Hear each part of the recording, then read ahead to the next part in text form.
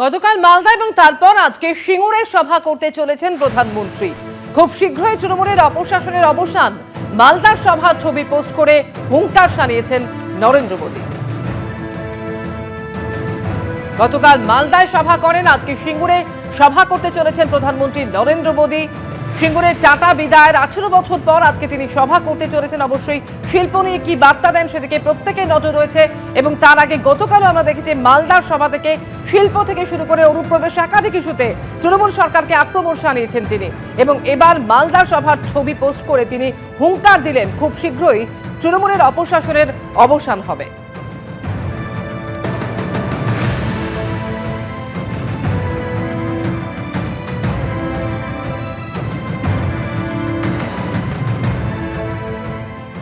আজ সিঙ্গুরে আসেন প্রধানমন্ত্রী। জমি আন্দোলনের আঁতুর ঘরে আবার কি শিল্প ফিরবে, এই নিয়ে আশাবাদী বিজেপির নেতারা। সানন্দে কেন বন্ধ হয়ে গেল ন্যানোর উৎপাদন, জবাব দিতে হবে প্রধানমন্ত্রীকে, হুঁশিয়ারি দিয়েছে তৃণমূল। বিধানসভা ভোটের আগে ফের শিরোনামে সিঙ্গুর। রবিবারই সেখানে আসছেন প্রধানমন্ত্রী। তার আগে শনিবার দিনভর শাসক বিরোধী তাল ঠুকাঠুকি চলল একদা জমি আন্দোলনের আঁতুর ঘরে। একদিকে বাইক মিছিল করল বিজেপির যুব মোর্চা, অন্যদিকে প্রতিবাদ সভা করল তৃণমূল কংগ্রেস। এসআইআর এর নামে মানুষকে হয়রান করা হচ্ছে, বাংলাকে বঞ্চনা করছে কেন্দ্র, বিজেপি শাসিত রাজ্যে বাঙালিদের ওপর করা হচ্ছে অত্যাচার। এইসব অভিযোগকে সামনে রেখে এদিন সিঙ্গুরের বড়াতলিয়া মোড়ে সভা করে তৃণমূল। আমরা তো শিল্পের বিরোধিতা নয়, কেউ যদি শিল্পে করতে চায় আমরা সহযোগিতা করব, কিন্তু কেউ যদি জুমালাবাজি করে, মিথ্যা কথা বলে, সেটাই আমাদের প্রতিবাদ। টাটারা আমাদের জন্য যায়নি, সিপিএমের জন্য টাটারা গেছে, আর সেই সিপিএম এখন বিজেপি হয়েছে, সেই বিজেপি এখন এই ঝুমেলাটা করছে। আজকে নরেন্দ্র মোদীকে জিজ্ঞাসা করবেন যে সানন্দায় ন্যানো কেন বন্ধ হলো। প্রত্যেকে চেয়েছে তাদের পরবর্তী প্রজন্ম চাকরি পাক, সেখানে ফ্যাক্টরি হোক, সেখানে শিল্প হোক, তাদের ট্রেনিং পর্যন্ত হয়েছে। তারা আজকে সেই ট্রেনিংয়ের সার্টিফিকেট তাদের ঘরে ঘরে রয়েছে। কোনো বাবা মা চায়নি যে তাদের ছেলেমেয়েরা তাদের মতো খেতি করুক। তারা চেয়েছে তারা যেন পড়াশোনা করিয়েছে, তারা যেন এই ফ্যাক্টরিতে তারা কাজ করতে পারে। কিন্তু আজকে তারা সেই সার্টিফিকেট নিয়ে এখানে কাজ করছে না, সব চলে গেছে গুজরাটে, কেউ চলে গেছে উত্তরপ্রদেশে। কারণ এখানকার কারখানায়, সেই ন্যানো কারখানা এখন গুজরাটে চলে গেছে। নরেন্দ্র মোদীর সভার আগের দিন এসআইআর নিয়েও কেন্দ্রীয় সরকার ও বিজেপিকে বিঁধেছে তৃণমূল। আপনারা জানেন যে একটা ভয়ানক প্রক্রিয়া চলছে, নাম এসআইআর। এখানে করেছে যাতে মানুষকে অসুবিধাতে ফেলা যায়, হ্যারাস করা যায়, তাদের বারবার লাইনে দাঁড় করানো যায়। কিন্তু মানুষের এই কষ্টের জন্য তৃণমূল কংগ্রেস মানুষের পাশে আছে। তার থেকে বড় একটি ঘটনা ঘটছে, যেটা হচ্ছে ষড়যন্ত্র। সেই ষড়যন্ত্রের যিনি নায়ক, তিনি কালকে সিঙ্গুরে আসছেন। পশ্চিমবঙ্গের মানুষের অনেক জায়গায় অসুবিধা হচ্ছে এবং তৃণমূল বিভিন্নভাবে তাদেরকে কনফিউজ করে, বিভিন্নভাবে তাদেরকে ভুল খবর সম্প্রচার করে, মানুষকে কনফিউশন করে, মানুষের মধ্যে একটা আতঙ্ক তৈরি করার চেষ্টা করছে। দাঙ্গা করার, রাইট করার, পুরো বাংলা জুড়ে আগুন জ্বালাচ্ছে। মমতা বন্দ্যোপাধ্যায় যে আগুন নিয়ে খেলছে, সেটাতে ধিক্কার জানায় এবং পুরোপুরিভাবে কেন্দ্রীয় সরকার সেটাকে অবজার্ভ করছে।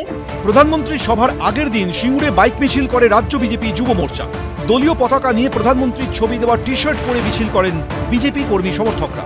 কামারকুণ্ডু থেকে শুরু হয় বাইক মিছিল, সিংহের ভেড়ি এলাকায় প্রধানমন্ত্রীর সভাস্থলের কাছে গিয়ে শেষ হয়। এই আবহে রবিবার সিঙ্গুরের সভা থেকে নরেন্দ্র মোদী কি আশ্বাস দেন সেটাই দেখার। অনির্বাণ বিশ্বাস, সোমনাথ মিত্র, এবিপি আনন্দ। মালদার সভা থেকে মতুয়াদের আশ্বস্ত করার চেষ্টা করলেন নরেন্দ্র মোদী। বললেন শরণার্থীদের ভয় পাওয়ার কোনো কারণ নেই। মোদী সিএএ এর মাধ্যমে শরণার্থীদের সম্পূর্ণ সুরক্ষা দিয়েছে। পাল্টা জবাব দিয়েছেন মমতা ঠাকুর। यहाँ बनने जा रही भाजपा सरकार मतवा, नामशूद्र, शरणार्थियों की बस्तियों में विकास के काम को और गति देगी। এসআইআর আবহে ভোটাধিকার নিয়ে উদ্বেগ তৈরি হয়েছে মতুয়াদের একাংশের মধ্যে। এই আবহে মালদার জনসভা থেকে মতুয়াদের আশ্বস্ত করার চেষ্টা করলেন নরেন্দ্র মোদী। এসআইআর শুনানির লাইনে দাঁড়াতে হচ্ছে মতুয়াদের একটা বড় অংশকেই, কারণ 2002 সালের ভোটার তালিকায় তাদের অনেকেরই নাম নেই। এদিকে নাগরিকত্বের সার্টিফিকেট না মেলায় ভোটাধিকার নিয়ে তৈরি হয়েছে সংশয়, কারণ সুপ্রিম কোর্ট বলেছে আগে নাগরিকত্ব, তারপর ভোটাধিকার। সার্টিফিকেটটা পাইলে আমাদের খুব সুবিধা হইতো। আমাদের হেয়ারিংয়ে ডাকছে, আমাদের হেয়ারিংয়ে দেখাতে পারতাম। 20শে ডিসেম্বর মতুয়া অধ্যুষিত রানাঘাটের সভায় অডিও বার্তায় নরেন্দ্র মোদীর মুখে হরিচাঁদ ঠাকুর থেকে বড়বার কথা শোনা গেলেও মতুয়াদের উদ্বেগ নিয়ে কিছু শোনা যায়নি। পরে এক্স হ্যান্ডেলে প্রধানমন্ত্রী লেখেন, আমি প্রত্যেক মতুয়া এবং নমশূদ্র পরিবারকে প্রতিশ্রুতি দিচ্ছি যে আমরা সর্বদা তাদের পাশে থাকব। এই প্রেক্ষিতে শনিবার মালদার সভা থেকে মতুয়াদের ফের আশ্বস্ত করার চেষ্টা করলেন নরেন্দ্র মোদী। ये भी मोदी की गारंटी है, जो हमारे शरणार्थी है, जो मতুয়া नाम शूद्र समुदाय के लोग हैं, जो पड़ोसी देशों में धर्म के आधार पर होने वाली हिंसा से बचने के लिए यहां आए हैं, उन्हें डरने की कोई जरूरत नहीं है।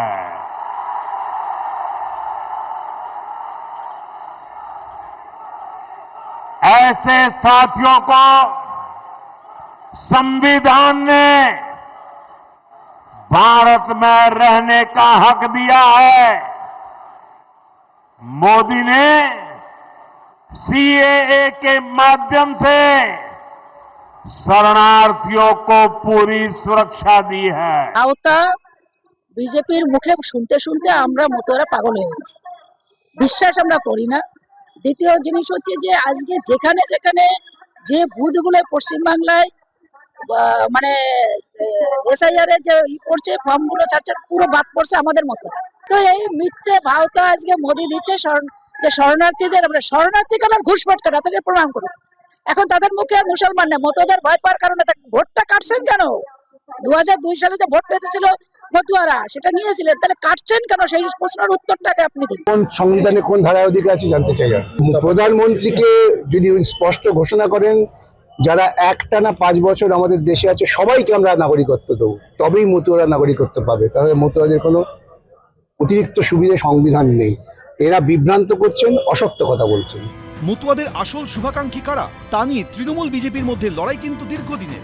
শেষ অবধি মতুয়া ভোট ব্যাংক কাদের পক্ষে যাবে সেটাই দেখার। অভিজিৎ চৌধুরী, শিবাশিস মৌলিক, সুদীপ্ত আচার্য, এবিপি আনন্দ। এবিপি আনন্দ, এগিয়ে থাকে, এগিয়ে রাখে।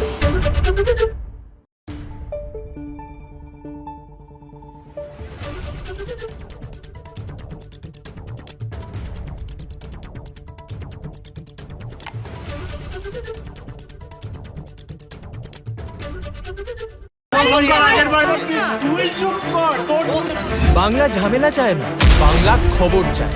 বাংলা খবর, বাংলার খবর।